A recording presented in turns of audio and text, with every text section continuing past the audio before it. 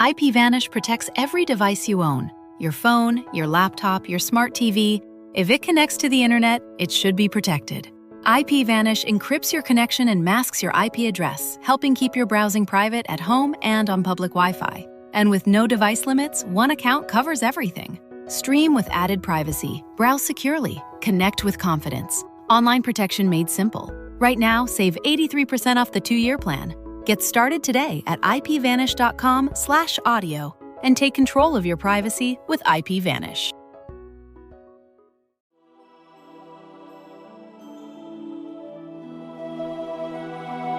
Welcome to the Lord of the Rings Lorecast, the show that explores the background of Tolkien's amazing world from the very beginning.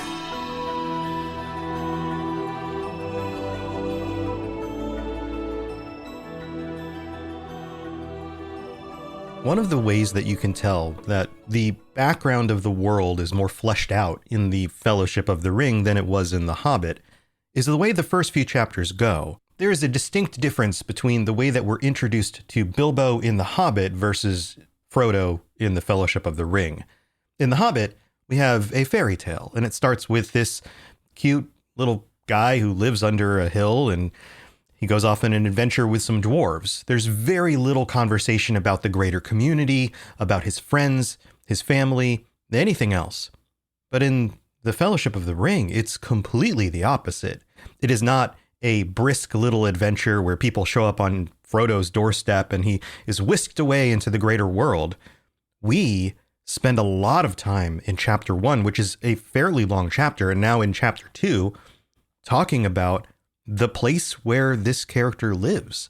And we get introductions to other characters that are important to their story. We get to know their friends and their family, and some more than others. We've already met Merry, and now we're about to meet Sam. And yes, Sam has come up in the first chapter, but this is the first time that we really get a long conversation with him. Now, we won't quite get to the conversation part in this section of the story, but it is coming up next, and I just wanted to use that as part of the description of what's going on here, but we'll get there. And on top of that, Tolkien spends the majority of the beginning of The Hobbit trying to convince us how much Bilbo Baggins does not want to go on an adventure, how he's much more of a Baggins than he is a Took. But in this story, we see kind of the opposite. We have mounting evidence for ways that Frodo is similar to Bilbo, the ways that Frodo longs for adventure, and not just Frodo, but his friends. The whole concept is kind of turned on its head when you think about it. Now, of course, there's a meta-narrative reason for this. We're telling a very different story here. There's events and things that are going to happen, and the trajectory of the character arcs, all of that is very different than it is in The Hobbit. So you have to have kind of a different starting point. You also have very different characters, but there's a kind of in-lore reason why that might be the case. Bilbo was one of very few hobbits in Hobbit society to go off and disappear and then come back from an adventure. Now, he's not the only hobbit in the Shire ever to act oddly and do something strange like this. The old Took, for example, is somebody that is brought up fairly regularly. But he is the most famous, or at least currently most famous, of these eccentric type characters in the Shire. And we've been told that he's not only generous and kind, but that he takes special care to treat his nephews and nieces and other young hobbits in a very kind and special sort of way. He's not married, he doesn't have kids of his own or grandkids, and yet he goes out of his way to build relationships with this younger generation and to tell them his stories. And you can see in the beginning of this chapter and other places in the story that that has taken root. Some 60 years after his first adventure, the Shire is a different place. And although the vast majority still think Bilbo's kind of a weirdo, there are a number of people out there who think that maybe he's onto something. Adventures might be a good idea. What are the elves like? What is going on in this greater world? And what are these dark stories that we're hearing from the edges of our borders?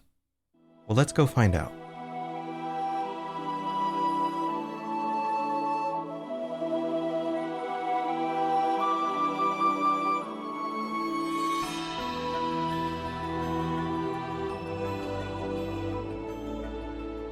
Chapter 2, The Shadow of the Past, begins right after Chapter 1. It rolls right through this, and Frodo is still dealing with the social fallout of Bilbo's disappearance. We're told the talk did not die down for 9 or even 99 days. Now, that's a reference to something that was mentioned in the previous chapter, but what's even more interesting about this is this. The second disappearance of Mr. Bilbo Baggins, which of course he disappeared some 60-some years before this, on his first adventure, was discussed in Hobbiton and indeed all over the Shire for a year and a day, and was remembered much longer than that. Now, why for a year and a day? That seems like a very specific way to phrase this, which means it's definitely something. It comes from somewhere. Turns out, I did some research. Turns out the origin of the phrase a year and a day comes from English legal terminology. Now, some of you from England might be very familiar with this, but as an American, this is another one of those things that was new to me. It turns out a year and a day was used as a statutory period to ensure a full cycle of the sun had passed, plus 1 extra day to prove the time limit was definitively exceeded. Now, this applied to all sorts of things. Homicide law up until 1996. Historically, a person could only be indicted for murder if the victim died within a year and a day of the stroke or injury. If they lived 367 days, the law presumed they died of other causes. Or the status of serfs. In the Middle Ages, a runaway serf who remained in a free town for a year and a day without being reclaimed by their lord was legally declared a free man. It was even used in contract law for land ownership and that sort of thing. So this comes from somewhere, but it's not just from legal stuff. And I'll get back to the story in a second because this is so interesting.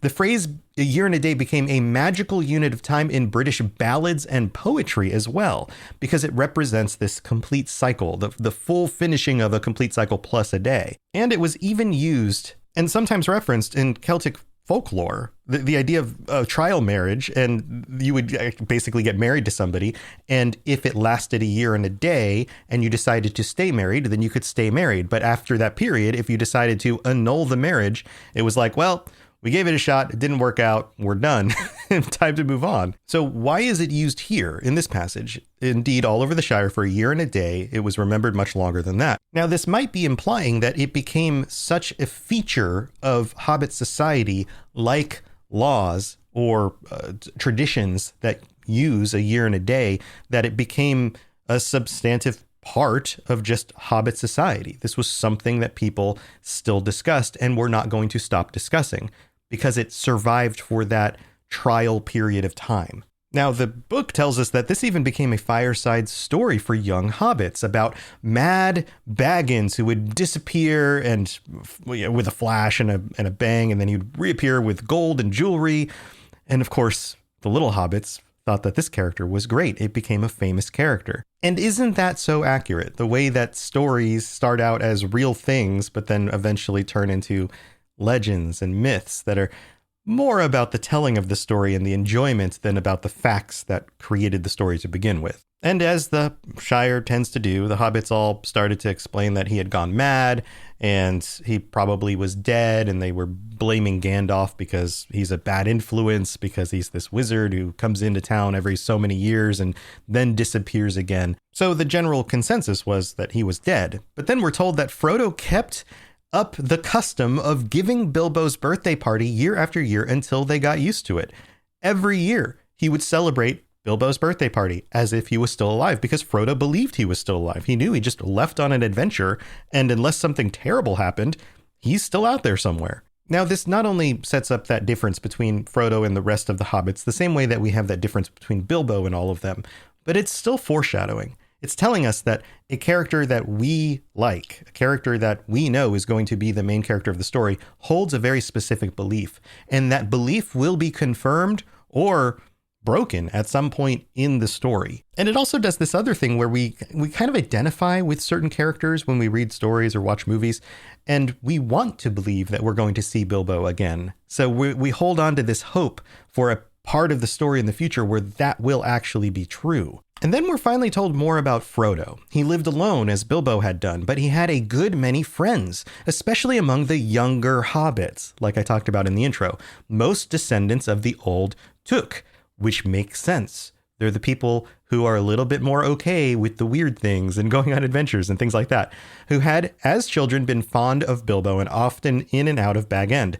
Folko Boffin and Fredegar Bolger were two of these, but his closest friends were Peregrine Took, usually called Pippin, and Merry Brandybuck. His real name was Meriadoc, but that was seldom remembered. Frodo went trampling over the Shire with them, but more often he wandered by himself. See how this is setting up the future story. They are already companions. They go on adventures across the Shire. But also, Frodo is a loner. He's happy to be with his friends, but he's just as happy to be off on his own, doing his own thing. We're going to see reflections of this when Frodo decides to leave the Fellowship at the end of this book. We're even told that he would go out at night into the woods and hills, and Merry and Pippin thought he was out there maybe visiting the elves. And they were probably right. Now, not only did Frodo have a similar personality to Bilbo, but he also was showing signs of good preservation. And we know why that is. It's the ring. But being a relative of Bilbo and somebody with the Baggins name, then maybe people would say, well, this is just genetics or something like that. It doesn't say that here in the text, but you can see how people would assume that it was just something with this group of hobbits that was common, and maybe Bilbo was the first one they noticed in because he lived so long or something like that. And people would say things like, some folk have all the luck, just kind of dismissing it. But time goes on, and Frodo eventually hits 50 years old, just kind of dismissing it. But time goes on, and Frodo eventually hits 50 years old, or in the text, he's about to, and we learn a little bit more about him. He's taken naturally to becoming the Mr. Baggins of Bag End, and that's good enough, but he starts regretting not having left with Bilbo, wondering more about what else is out in the greater world. He would find himself wandering at times, especially in the autumn, about the wild lands, and strange visions of mountains that he had never seen came into his dreams. Now, at first, when I saw the especially in autumn part, I thought, wait, did the journey from the Hobbit leave in autumn? But no, that was spring, that was April. So especially in the autumn makes sense in our own society as a time when the days get darker and colder, a time where we spend more time in the outside spaces where the sky is dark, where our imaginations can drift, where we can see the stars being something that makes us think about not just the elves, but about the Valar. And then you add on top of this strange visions of mountains that came into his mind in dreams. And that seems to confirm that there's more going on here. Either his subconscious is longing and imagining these things, which might be the case, or those dreams are being implanted by a power that Frodo doesn't know about yet. This could be another one of those hints at the hand of Iluvatar kind of gently guiding the story, not really reaching in and making a big change, but just kind of gently guiding the story. Or it could be the Valar. There's something that is priming him for a role, a very critical role in the story that's about to unfold. And he would say to himself, perhaps I shall cross the river myself one day. To which the other half of his mind always replied, not yet.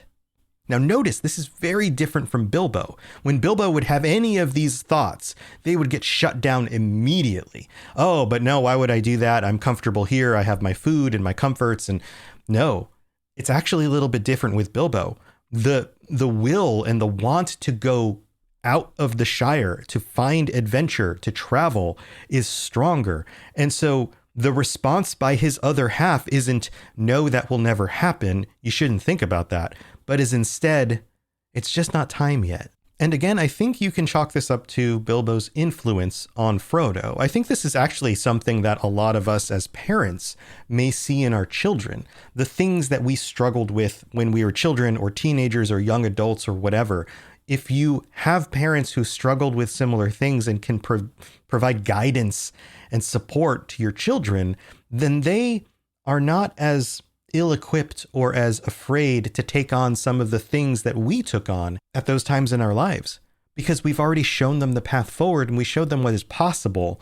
We weren't the ones like Bilbo who were trudging through that path on their own because no hobbits had ever done that before.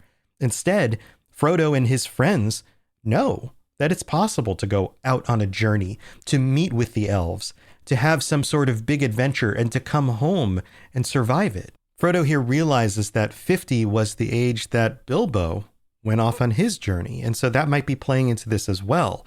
And he looked at maps and wondered what lay beyond their edges. Maps made in the Shire showed mostly white spaces beyond its borders. And Frodo started venturing off even further. He would even go have conversations with strange wayfarers that began at this time to appear in the Shire. The world beyond the Shire was changing, and we already knew some of that from The Hobbit. The world used to be more civilized, more settled. The kingdom of Arnor in the north managed the boundaries and the borders of this part of the world, but was no longer there. Other kingdoms, we will come to find out, are not as powerful as they once were. But there's more going on than just that. The rumors increased, and Gandalf has not shown back up for quite some time, so he hasn't been around for them to ask what's going on. So Frodo begins to gather as much news as he can, whether it's from these wayfarers or traveling dwarves or the elves that he runs into maybe in the woods. But there's something going on with the elves. Elves, it says here, who seldom walked in the Shire could now be seen passing westward through the woods in the evenings, passing and not returning. Now notice this is interesting. We know that the dwarves often take the East Road, and they go through the middle of the Shire, and they travel through, and they might stop at an inn or whatever, and they might have some conversations or be hired by the hobbits to do something. They had kind of a relationship going on. But the elves maintain a certain level of mystery. They travel in the woods, as if they're seeking not to impose themselves on the lives of the people in this part of the world. And once we realize that they are leaving Middle-earth, this starts to make sense. Now, if you have a background in the lore, we know why they're leaving Middle-earth. The time of the elves is coming to an end. Their influence over the world is in decline. Their power is reducing. And it is about time for them to migrate over the sea to Valinor, whether for the first time or back there again, like somebody like Galadriel, and leave Middle-earth to the people who live there. So at this point in the story, that's left basically a mystery, although it becomes a major part of the story when it comes to, for example, Arwen and Aragorn. But it's not from the elves that we learn about the dark things going on in the world. It's the dwarves passing through who tell us more about this. But now, Frodo often met strange dwarves of far countries seeking refuge in the west. They were troubled, and some spoke in whispers of the enemy and of the land of Mordor.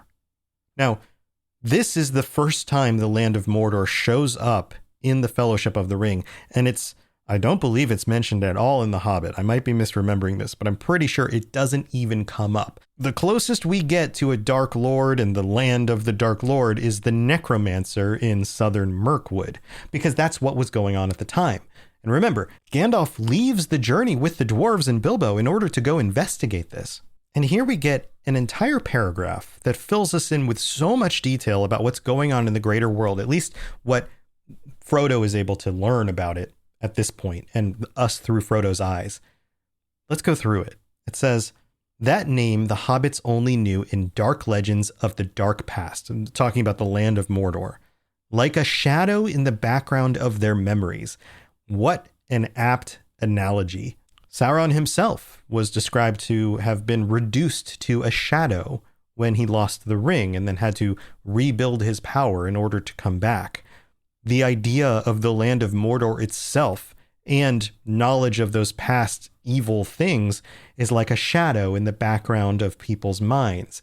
Even in the Shire, stories have been told about these terrible, terrible things that this Dark Lord did in the past. And it doesn't speak of it here, but you have to wonder, does knowledge of the Last Alliance survive in some way among Hobbit folklore and fairy tales? Probably in some form. They may not know the names of all the players, the existence of the ring even, or what was going on geopolitically between the elves and the kingdom of Gondor and any of that stuff. But they might know the story about how the good peoples of Middle-earth stood up against the Dark Lord and threw him down. And that Dark Lord was from a place called Mordor. And I can't do the R rolling thing. Mordor. I guess I could a little bit. But, I love how in any of the movies or TV shows, they say Mordor and they rolled it. Maybe I should do that more often. I guess I can do that. All right. Well, there you go. Discoveries. Here, let's keep going. Like a shadow in the background of their memories. But it was ominous and disquieting, something that they didn't want to think about very much. It seemed that the evil power in Mirkwood had been driven out by the White Council only to reappear in greater strength in the old strongholds of Mordor. Now, when we read that sentence, it makes a lot of sense to us because we've spent a lot of time thinking about these things and studying them. But imagine you are somebody who just picked this book up. You're somebody who didn't read The Hobbit. You don't know anything about this world. And let me read the sentence again. Put yourself in the mindset of somebody who has no idea what any of this is. It seemed that the evil power in Mirkwood had been driven out by the White Council only to reappear in greater strength in the old strongholds of Mordor. So some evil power in a place called Mirkwood, it has wood in the name, so I guess you can imagine it's a forest of some sort. But if you don't know the story of The Hobbit, you don't even know what Mirkwood was and why there was an evil power there, was driven out by the White Council. What is the White Council? Even if you read The Hobbit, you may not have a strong enough memory of some of the things Gandalf talked about to understand what a White Council might possibly be. And then what does it mean to drive out this evil? And now it's in the land of Mordor, in the old strongholds. There's so much about this sentence that if you were probably in like a literature class or something like that, and you were teaching the class, you would probably say things like, this is an example of a sentence that you do not put in your story because it's confusing to the readers and will alienate them because you haven't explained anything of it. You don't have a character there who can talk about it. Like Gandalf isn't giving this information and explaining what the White Council is and why that's important, or the history of these places. You would probably avoid a sentence like this in this moment and hold off until there was a better time to drop it into the story. But Tolkien doesn't do that. And I think that is to his credit. Think about it. If you are somebody who's reading this for the first time, even if you're somebody who's read The Hobbit, sentences like this add mystery and depth and breadth to the world. Did I just say breadth correctly? I don't know. But these are important because when you read these sentences, it only gives you this vague concept, and there's enough there for us to glean some understanding and some meaning of it. Let me go back through again and perceive it this way. It seemed that the evil power in Mirkwood, okay, there was an evil power in a place called Mirkwood. Mirk sounds like murky, like a dark and ominous kind of place. That makes sense for an evil power to be in a place that's dark and murky. Okay, it had been driven out by the White Council. Okay, we may not know what the White Council is, but in contrast to evil in murky darkness, we are given a White Council. Oh, those must be good guys. Okay, now we know there's a White Council out there of powerful good guys who are fighting against this evil, and this is going to become an important part of the story moving forward, only to reappear in greater strength in the old strongholds of Mordor. Okay, now we know that this evil power in this spooky forest has gone back to its original old strongholds and is the same power. It is the same threat that those old stories about the land of Mordor were echoing, the shadows of that. This is that same power. And from that perspective, this makes sense to include. I hope that makes sense to all of you when I put it that way. It's not that we get all the details. It's that the details and the names that are given to us here give us enough to go on so that we can project out in our imaginations the expanse of the world, the history of this world, and the greater things that are going on beyond the Shire in kind of this shadowy, vague sense, which will eventually get filled in later. It's time for that spring reset. I'm taking a look at everything in my closet and figuring out that, oh no, this absolutely needs to go. And it's about time I replace things so that my clothes aren't older than my 15-year-old. Now you might think that they lasted that long because they were well made, but no, they're in terrible condition. Unlike the new jeans I just got from Quince. Jeans have always been my personal go-to because you can kind of wear them for lots of different things, but maybe they're not your thing. Maybe you're looking for, 100% European linen with insanely soft flow knit activewear fabric. It's definitely getting warmer, and their flow knit activewear is moisture wicking, anti-odor, and soft enough that you'll actually want to wear it every day. So pick out what you want. You can't go wrong because they have prices 50 to 60% less than similar brands. And like I said before, they are high quality. I continue to wear their clothes all the time, and I know that these new jeans are going to last me a lot better than the other things in my wardrobe. And on top of it, they look great. They're so comfortable. And I spent just as much on the jeans that I am now cleaning out of my wardrobe. So if you're looking for something better, just all around better, go check out Quince. So go do it right now. Refresh your wardrobe with Quince. Go to quince.com/ringslore for free shipping and 365-day returns. Now available in Canada too. Go to quince.com/ringslore for free shipping and 365-day returns. Quince.com/ringslore. But we do get some more of those details here at the end of this paragraph. The Dark Tower had been rebuilt, it was said. Okay, so now we know there's a Dark Tower, capital D, capital T, that was rebuilt. And people are talking about this.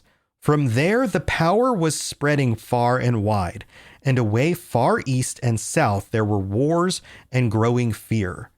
Again, very vague, but this helps us to understand the full extent of what we're talking about here. This dark power is corrupting or dominating. It's doing something bad in parts that were far away in the far east and south. Now we know the far east and south are places beyond the map of Middle Earth, the places where the peoples of those areas have already been dominated and are working for Sauron. And of course, we learn about that much later in the story, but it also implies places in the south there are wars and growing fear. Does that include places that we've been to in The Hobbit? No, because we traveled east, not south. And this is talking about far east and south. So this section, this paragraph is prepping us to go to places beyond where we've experienced before in The Hobbit. Let's continue. Orcs were multiplying again in the mountains. Okay, so if you knew about The Hobbit, if you read The Hobbit, you would know about the orcs in the mountains. Orcs, are they the same as goblins? You start asking questions. Well, functionally they are. Those words are intertransposable. Is that a word? I don't know. But you can use orcs or goblins. In the movie sense, the goblins are the little guys and the orcs are the bigger guys. But really, Tolkien didn't draw a discrepancy between those. Instead, he uses goblins in a fairy tale story because that's a word that audience would have been familiar with. But then he uses orcs in this story because it's a much more grown-up term for the same thing. So now we know the orcs seem connected to this evil, either directly or indirectly. They're multiplying in the mountains. Trolls were abroad, no longer dull-witted, but cunning and armed with dreadful weapons. So if you haven't read The Hobbit, both of these things are scary. Okay, these monsters called orcs and trolls are out there in the world, but they're becoming more common and they're arming themselves. But if we have read The Hobbit, trolls being abroad that are no longer dull-witted, think about the trolls from The Hobbit.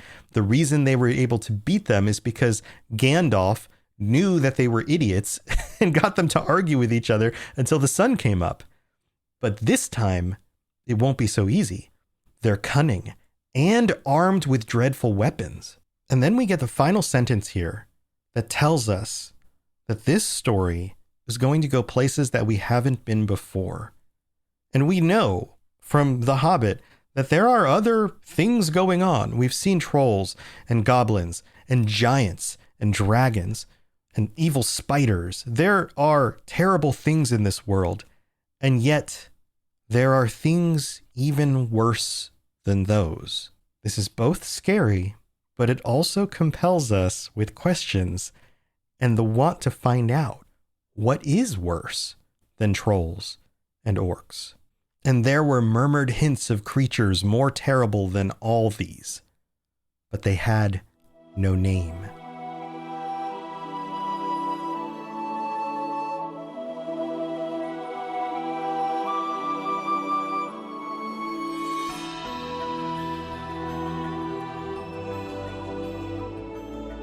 Thanks for tuning in again. In the bonus episode this week, we will be going into even more of the locations in the Shire. So get ready for that and come join us if you're a part of the Patreon. If you're not, patreon.com/LOTR Lorecast. You can come sign up and join and get like 200 bonus episodes and a bunch of other stuff. But also thank you to our newest members. Welcome to Greg C.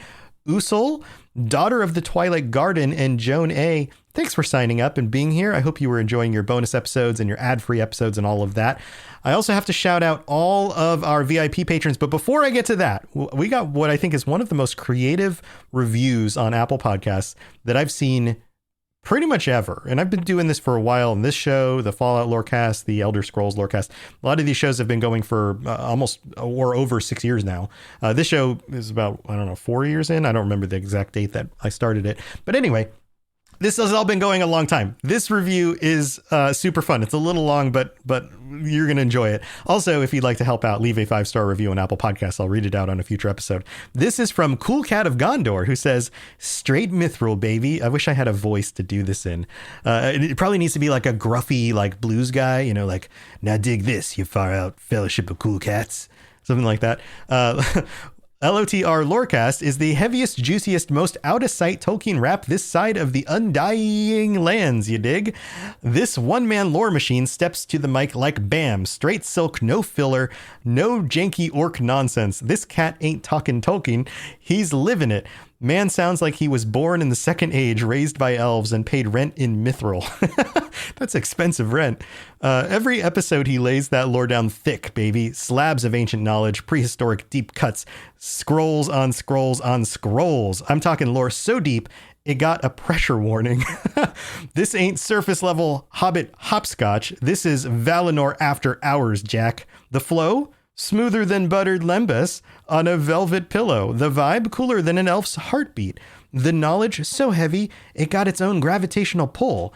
I hit play and suddenly I'm strutting through Numenor like I own the joint. Nodding along like, speak on it, wise one. This host don't miss. Not once. Every sentence lands cleaner than Gandalf's beard after a spa day. Well, thank you so much, but that I totally do miss sometimes. If you love Lord of the Rings, and I mean love it, then you best park yourself right here and soak it up, because LOTR Lorecast is straight mythic, baby. This ain't a podcast. This is a cosmic lore transmission. This show is so precious. It whisper into itself in the corner. It's so good. Thank you so much for taking the time to put that together and to leave the review. I'm sure people will enjoy reading that, and maybe it'll convince more people to check out the show. So thank you so much. But we got to wrap this up with a list of all of our VIP patrons. Thank you for your continued support. And to all 202 of our current paid supporters, and to all of our free friends on Discord and on the Patreon, thank you so much. But here, let's get through the list. Fulcrum, David S., Daniel Nightweaver, Capenna, Richard J., TJT, AK Music Lover, Barney D., Azel Razzle, Lori B., Norwegian Mayar, Mason Weathertop, Jezer, Gimli a Break, Divine Madman, Rosie Rose, Morgoth for President, Ginger Fury, Who On Is My Hero, Aldarian Was Right, Avariel, Party Snacks, Single Ent Looking for Entwives, Malt, Norwegianius, Bruce W., Artemis, Kira C., Das S., Robot Moth, Silver Star, and Claude Strafe. Thank you so much for your support. All right, I hope you enjoyed that episode. I was hoping to get all the way to the conversation that Sam has that's coming up next, but it turns out that there was just more to talk about than that. So we're going to get to that on the next episode. I hope you have a wonderful week. And if you get an itch to go exploring, then hey, maybe the Valar are trying to tell you something. I'll see you next time. Thanks for listening to the Lord of the Rings Lorecast. If you'd like to learn more about other fantasy worlds, check out my other podcasts, the Elder Scrolls Lorecast, the Witcher Lorecast, and more at robotsradio.net. If you'd like to reach out, I'd love to hear from you. Send me a note on Twitter at robots_radio, or join our amazing community on the Robots Radio Discord.